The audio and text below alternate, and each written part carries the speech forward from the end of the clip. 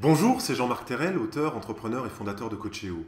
J'aide les professionnels du conseil et de la formation à faire de leur talent un business à succès. Et dans ce webisode de Remue Ménage, nous allons parler d'apprentissage et plus particulièrement, nous allons aborder ensemble le modèle d'acquisition des compétences de Dreyfus et les 5 étapes d'apprentissage qui conduisent à devenir un expert. Il y a un proverbe chinois qui dit « Il est facile d'apprendre 1000 disciplines, mais il est difficile d'en connaître une à fond ».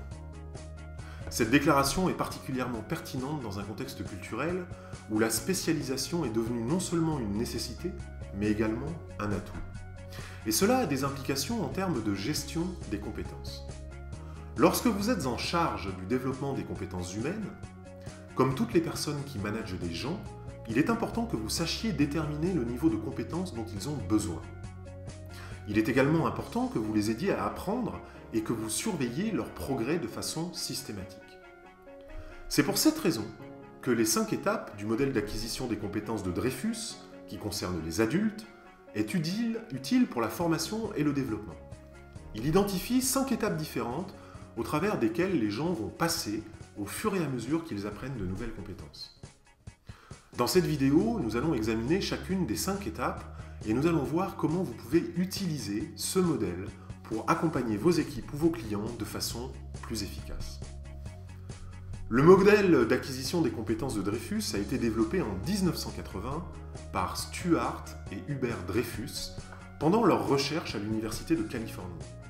Ce modèle illustre les étapes d'apprentissage par lesquelles les gens passent lorsqu'ils apprennent de nouvelles compétences. Tandis qu'une personne progresse à travers les étapes, ses capacités augmentent. Ces 5 étapes sont novice, débutant avancé, compétent, maître et expert. Et je vais utiliser un scénario de formation dans les exemples afin d'illustrer chacune de ces étapes. Gardez cependant à l'esprit que vous pouvez appliquer le modèle à tous les aspects du développement de vos équipes ou de vos clients. Alors premièrement, le novice. Tout le monde commence son processus d'apprentissage en tant que novice. À ce niveau, on apprend simplement des informations rudimentaires et des règles de base qui déterminent comment agir. Il n'y a pas de contexte ou d'expérience passée auquel on peut se référer, et la capacité à prendre des décisions et à émettre des jugements est très faible. Pour cette raison, les novices ne ressentent aucune responsabilité en ce qui concerne leur apprentissage ou leurs actions. Ils suivent aveuglément les règles parce que c'est ce qu'on leur a dit de faire. Imaginez par exemple que vous enseignez à un groupe de personnes l'utilisation d'un nouveau système de paie informatique pour votre organisation. Au niveau novice, les gens savent comment entrer dans le système. Ils savent comment renseigner les informations de base. Mais à ce niveau, ils n'ont aucun moyen de savoir quoi faire si quelque chose se passe mal, parce que l'information qu'ils ont apprise n'a pas de contexte. Si par exemple, le programme ne s'ouvre pas tout de suite, ils ne seront pas en mesure de progresser parce qu'ils ne comprennent pas comment s'ouvre le programme ou la façon de diagnostiquer et de résoudre le problème. En fait, les novices ne peuvent suivre que les étapes exactes qu'on leur a enseignées jusqu'à ce jour. Deuxièmement, le débutant avancé. À ce niveau, les gens commencent à appliquer les informations qu'ils ont apprises à des situations réelles. Et les règles qui ont été posées commencent à prendre du sens dans différents scénarios. Ça place la formation dans un contexte. Néanmoins, les débutants avancés ne prennent pas toujours la responsabilité personnelle pour ce qu'ils font, parce qu'ils suivent toujours les règles et les instructions à la lettre. Par exemple, vos stagiaires se sont familiarisés avec certaines tâches simples dans le système informatique de paye et ils ont appris à reconnaître les différents sons et les alertes visuelles qui s'affichent sur leur écran. Ce qui leur indique quels sont les problèmes possibles. Mais à ce stade, ils n'en savent pas assez pour identifier quels problèmes sont importants, lesquels sont mineurs et lesquels peuvent être tout simplement négligés. Ils traitent tous les problèmes avec une importance égale. C'est un peu la panique. Par ailleurs, s'ils font des erreurs, les stagiaires n'ont pas l'impression que c'est de leur faute. Selon eux, ils ne connaissent pas encore assez le système pour éviter les erreurs. Troisième niveau, le compétent. Lorsque les gens atteignent le niveau de la compétence, ils peuvent commencer à se sentir submergés par la quantité d'informations qu'ils ont déjà apprises. Ils commencent à essayer d'organiser cette information en développant des routines, des habitudes et en sélectionnant les règles et les tâches les plus importantes pour atteindre leur objectif.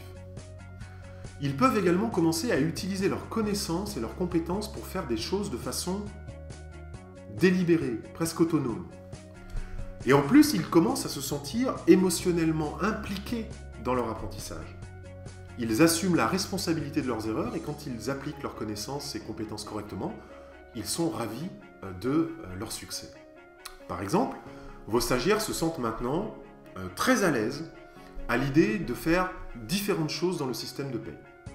Ils connaissent les principales tâches qu'ils voudraient maîtriser, ils sont capables d'écrire leur propre plan d'apprentissage pour y arriver, ils commencent à comprendre comment marchent certaines fonctions, telles que la possibilité d'envoyer des alertes à la comptabilité, et ils commencent à interagir avec l'ensemble du programme. Mais maintenant qu'ils commencent à travailler sur des exercices basiques de dépannage, ils découvrent qu'ils ont encore énormément de choses à apprendre. Et certains peuvent se sentir découragés et accablés face à tout ce qu'ils ont encore besoin d'apprendre pour maîtriser le système. Quatrièmement, le maître. Lorsque les gens deviennent compétents, suivre les règles de façon mécanique, ça devient frustrant, ça devient fastidieux. Du coup, ils envisagent de nouvelles choses. Et néanmoins, c'est probable qu'ils vont continuer à se replier sur les règles et sur les lignes directrices qui ont été établies dès qu'ils en auront besoin. Mais ils commencent néanmoins à compter sur leur intuition et sur leur expérience. Toute cette expérience qu'ils ont obtenue à partir de situations du monde réel. Et en plus, ils peuvent maintenant également appliquer leurs compétences à des situations inattendues en utilisant leur propre capacité de décision et de jugement. À ce stade, les gens savent ce qu'ils peuvent et veulent faire de ce qu'ils ont appris. Mais ils ne savent pas encore comment faire pour atteindre ces objectifs. Ils ont encore une grande variété de choix possibles et ils ont toujours besoin de temps pour examiner chacune d'elles attentivement. Par exemple, vos stagiaires peuvent maintenant naviguer avec succès dans le système de paie tout en ouvrant et en travaillant sur plusieurs programmes à la fois. Lorsqu'un processus ne fonctionne pas, il y a des alertes, des messages qui s'affichent. Ils savent analyser les solutions possibles en fonction de problèmes similaires qu'ils ont déjà rencontrés par le passé, dans des contextes de vie réelle. Ils se sentent profondément impliqués dans la tâche et ils peuvent se représenter la façon dont ils veulent que le programme fonctionne une fois qu'ils auront résolu le problème. Alors, certes, ils éprouvent quand même encore des incertitudes au moment de décider de la meilleure stratégie à utiliser lors de la saisie de grandes quantités de données, par exemple, ou lors de la manipulation d'un nouveau processus ou d'un nouveau module qui vient se greffer sur le système. Il n'y a pas, à ce stade, de réaction ou de réponse complètement, parfaitement et uniquement automatique. Au lieu de ça, les maîtres envisagent quand même encore chaque action de façon soigneuse.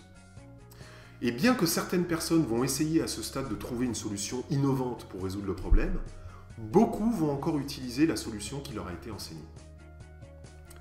Cinquième étape, l'expert. À ce dernier stade, les gens peuvent voir ce qui doit être fait. Et ils savent exactement ce dont ils ont besoin pour le faire. Ils ne prennent pas vraiment de décisions conscientes dans l'utilisation du système. Ils savent exactement quoi faire et ils le font de façon automatique. Ils ne comptent plus sur les règles, les lignes directrices, les étapes qui leur avaient été enseignées pour prendre des décisions. Ils font maintenant plutôt confiance à leurs propres connaissances et à leur capacité de trouver une solution créative en cas de besoin. D'ailleurs, ils l'ont déjà fait de nombreuses reprises dans des contextes réels. À ce stade, les gens font ce qui doit être fait. Par exemple, vos stagiaires ont terminé leur formation et ils se sentent confiants dans leur capacité à utiliser le système de paie de votre organisation pour faire les bilans financiers de façon efficace. Et lorsque des problèmes se produisent, ils sont en mesure d'analyser chaque situation et de reconnaître si oui ou non ils ont rencontré une situation similaire dans le passé. La plupart du temps, ils savent intuitivement ce qu'il faut faire et ils prennent les bonnes mesures rapidement. Alors, comment appliquer le modèle ? Ce modèle d'acquisition des compétences en 5 étapes est utile pour plusieurs raisons. Tout d'abord, il vous aide à évaluer quelles connaissances ont les personnes dans un domaine particulier de compétences. Chacune des 5 étapes correspond à un ensemble particulier de comportements qui peuvent être utilisés pour évaluer les progrès. Ça peut aider à déterminer le niveau de connaissance d'une personne et à évaluer si elle a d'autres besoins de développement. Le modèle est également utile pour vous aider à réfléchir à la meilleure façon d'amener vos équipes ou vos clients au prochain niveau. Par exemple, si vous savez qu'une personne est susceptible de se sentir dépassée une fois qu'elle a atteint le niveau de la maîtrise, eh bien vous pouvez modifier votre formation ou votre information afin d'accueillir ce sentiment et peut-être que vous pourriez offrir plus d'encouragement et de reconnaissance à ce stade. Je n'ai pas dit que l'ensemble de ces stades peuvent se dérouler sur une journée, une semaine, un an ou une heure, en fonction du type d'information ou de formation que vous délivrez à votre audience. Le modèle est aussi utile pour déterminer quel niveau de compétence vous attendez de vos équipes ou, par exemple, chez vos clients. Par exemple, afin de permettre à votre équipe d'accomplir des tâches qui ne sont pas essentielles, il se peut qu'elle n'ait besoin de se trouver qu'au niveau compétent ou au niveau maîtrise. Ça signifie que passer du temps à les former pour devenir des experts est peut-être un gaspillage de vos ressources. Quels sont les points clés à retenir ? Le modèle d'acquisition des compétences de Dreyfus décrit les 5 étapes d'apprentissage par lesquelles passent les gens lorsqu'ils apprennent de nouvelles compétences. Les gens commencent toujours au stade novice, stade auquel ils suivent simplement les règles et les instructions. Puis ils progressent au niveau débutant avancé, dans lequel ils appliquent ce qu'ils ont appris à des situations réelles. En devenant compétents, les gens savent utiliser leurs compétences de base, mais ils peuvent se laisser impressionner par tout ce qu'il leur reste encore à apprendre. Ils acquièrent ensuite le niveau de la maîtrise, où ils sont capables de prioriser les tâches et d'avoir une vision plus large de la situation. Et enfin, ils deviennent des experts. À ce stade, ils ne comptent plus sur les règles ou les directives pour prendre des décisions et ils sont en mesure d'agir sans réfléchir ou sans analyser.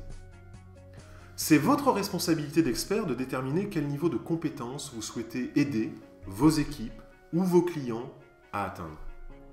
Et c'est votre responsabilité de mettre en place toutes les étapes nécessaires pour atteindre facilement cet objectif. Voilà. N'hésitez pas à me laisser un commentaire ou une question dans le formulaire, j'y répondrai avec plaisir. Pour développer vos compétences entrepreneuriales, vous pouvez recevoir gratuitement toutes les vidéos de cette série en vous abonnant sur le site ou à ma chaîne vidéo.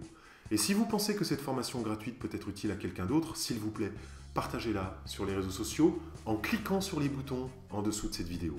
Merci. C'était Jean-Marc Terrel, fondateur de Coachéo. Maintenant, c'est à vous de jouer. Faites la différence pour ceux que vous aimez. Améliorez la vie de ceux que vous servez et vivez vos rêves. Maintenant.